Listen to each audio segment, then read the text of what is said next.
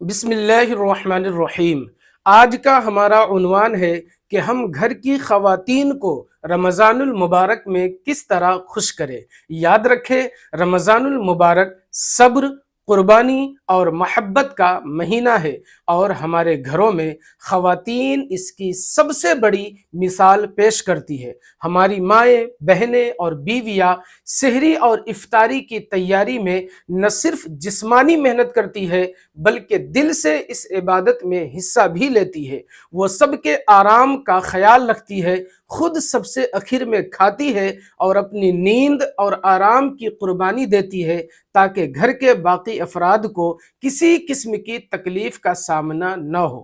اس لیے یہ ہماری ذمہ داری بنتی ہے کہ ہم ان کی اس قربانی اور محنت کو سراہیں، ان کا شکریہ ادا کریں، ان کی مدد کریں اور ان کے لیے آسانیاں پیدا کریں۔ اگر ہم اپنے الفاظ اور عمل سے ان کی حوصلہ افزائی کریں گے تو اس سے نہ صرف ان کے دل میں خوشی اور سکون پیدا ہوگا بلکہ گھر کا ماحول بھی محبت اور خیر خواہی سے بھر جائے گا۔ یاد رکھیں، ایک محبت بھرا جملہ، ایک شکریہ کا لفظ اور ایک چھوٹا سا مدد کا عمل ان کے لیے بہت معنی رکھتا ہے۔ رمضان میں نیکیاں کمانے کا بہترین طریقہ یہی ہے کہ ہم اپنے گھر کی خواتین کے ساتھ عزت اور محبت کا سلوک کریں، کیونکہ اللہ بھی ان کی قربانیوں کو دیکھ رہا ہے اور اس پر اجر بھی عطا کرے گا۔ سحری کے وقت اپنی ماں، بہن، بیوی کو کیسے خوش کریں؟ آپ ان الفاظ کے ذریعے خوش کر سکتے ہیں۔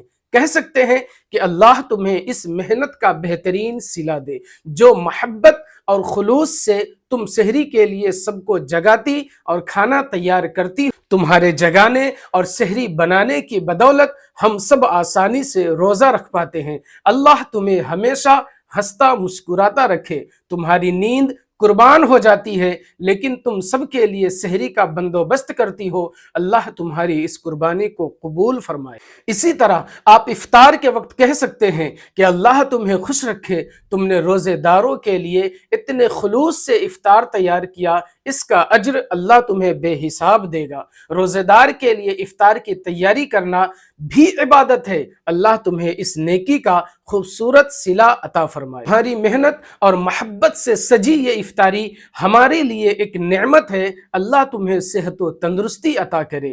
افطار کے بعد آپ کہہ سکتے ہیں کہ کھانے میں جو محبت اور برکت تھی وہ تمہاری محنت کی جھلک ہے، اللہ تمہیں اجر عظیم عطا کرے۔ روزے کے بعد تمہارا بنایا ہوا کھانا دل کو خوش کر دیتا ہے، اللہ تمہاری زندگی میں آسانیاں پیدا کرے۔ سارا دن بھوکے رہنے کے بعد تمہاری محنت سے بنے کھانے سے ہی سکون ملتا ہے، اللہ تمہاری تمام دعائیں قبول کرے۔ یاد رکھیے، یہ محبت بھرے الفاظ کیوں ضروری ہے۔ خواتین کو عزت اور قدر کا احساس ہوتا ہے، وہ مزید محبت اور خلوص کے ساتھ کام کرتی ہے، گھر میں خوشگوار ماحول بنتا ہے، انہیں لگتا ہے کہ ان کی محنت رائیگاں نہیں جا رہی۔